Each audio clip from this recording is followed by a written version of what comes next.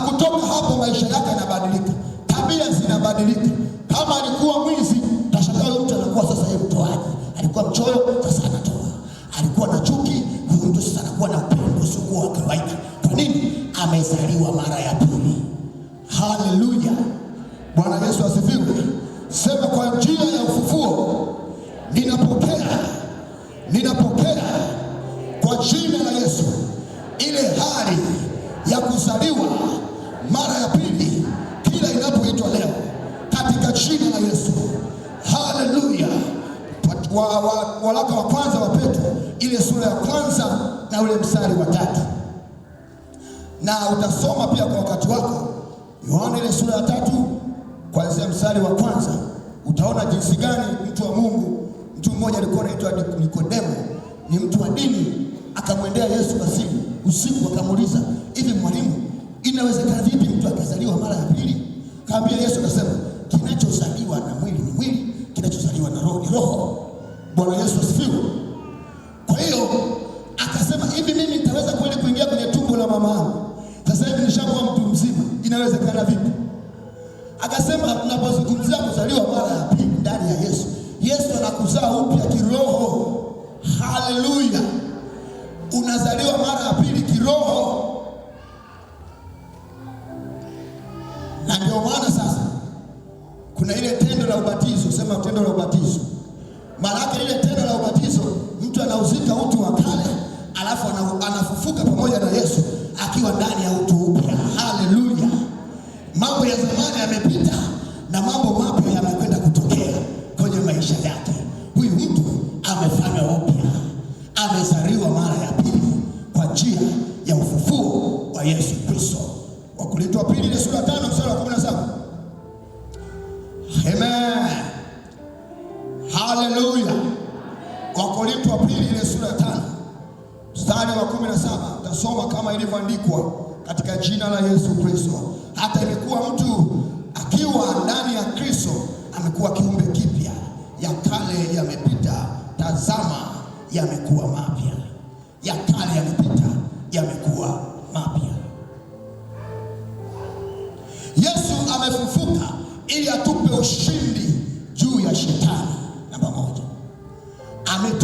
Amefufuka ili atupe ushindi juu ya shetani.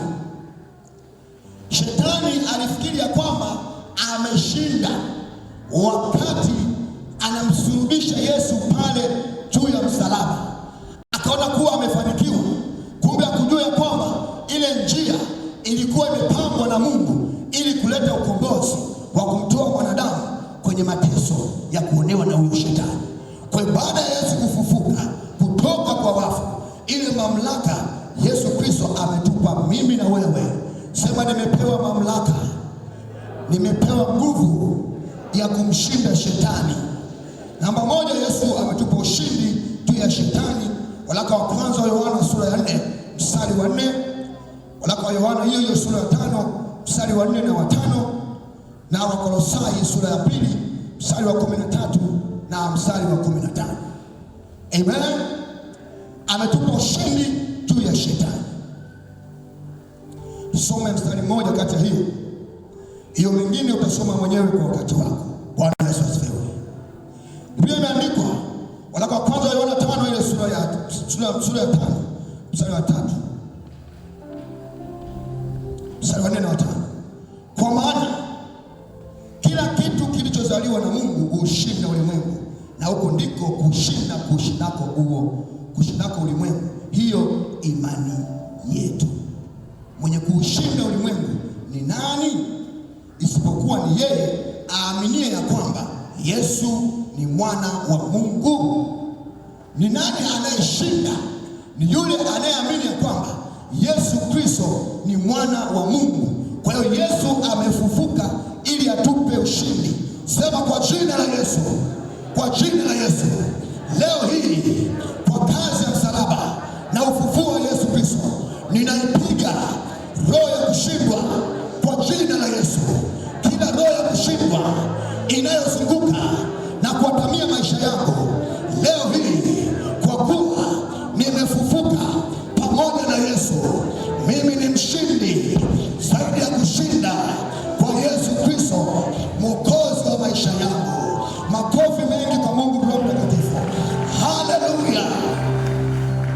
pia amefufuka ili atupe mamlaka juu ya shetani. Tuna mamlaka juu ya shetani. Unajua mtu mwenye mamlaka anaweza kukwambia wewe nenda pale, tayari unatii. Sina mamlaka. Ndio maana ukipita kwa barabarani utamkuta trafiki ni kabinti tu kadogo, lakini ameshavikwa mamlaka. Yaani akiwa pale amevaa ile kofia yake, akisema hivi simama, kwa sababu ana ile mamlaka, wewe unasimama hapo hapo, hata kama lile gari ni kubwa kiasi gani litamtii, kwa sababu yule trafiki amepewa mamlaka. Bwana Yesu asifiwe. Kwa hiyo Yesu amefufuka ili atupe mamlaka juu ya shetani na watu wake wote, kwa jina la Yesu. Sema, kwa mamlaka ya jina la Yesu inayotenda kazi kutoka ndani yangu, ninakanyaga nyoka na nge na kila nguvu inayopigana nami kwenye ofisi ile, kwenye nyumba ile, kwenye mtaa ule naoishi, kwa jina la Yesu.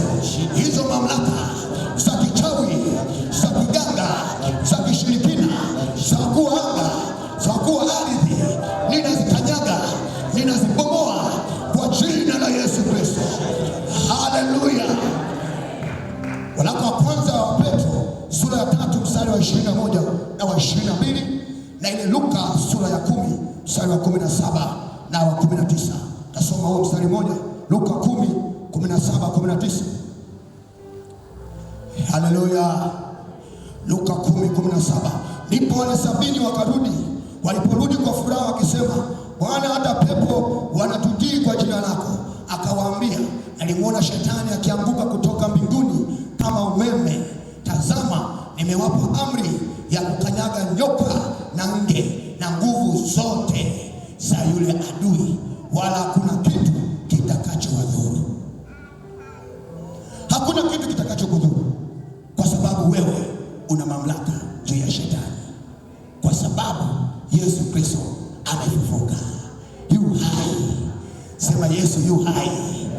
Yu hai. Yu hai ndani yangu. Yu hai ndani yangu. Yu hai ndani yangu. Anatawala pamoja nami hapa duniani kwa jina la Yesu. Haleluya. Yesu amefufuka ili atupe nguvu juu ya shetani. Sema nguvu. Sema nguvu. Achana hizo nguvu hizo, sema hivi, kuna nguvu ya rohoni inayotenda kazi, na hiyo nguvu ndio inamfanya mtu aweze kuteka. Ndio maana ukisoma kitabu cha Mathayo ile sura 12:11 inasema, tangu enzi ya Yohana Mbatizaji hata sasa ufalme wa Mungu unapatikana kwa nguvu, na hao wenye nguvu wanauteka. Kwa hiyo ili uweze kuteka lazima uwe na nguvu. Ili uweze kumtawala mtu lazima kwanza uwe na nguvu juu yake. Usipokuwa na nguvu juu yake huwezi kumtawala mtu. Kwa hiyo Yesu, ile nguvu imetufanya sisi tuwe mtawala. Tunamtawala Ibilisi na watu wake wote wanaomwabudu. Kwa nini? Kwa sababu Yesu amefufuka.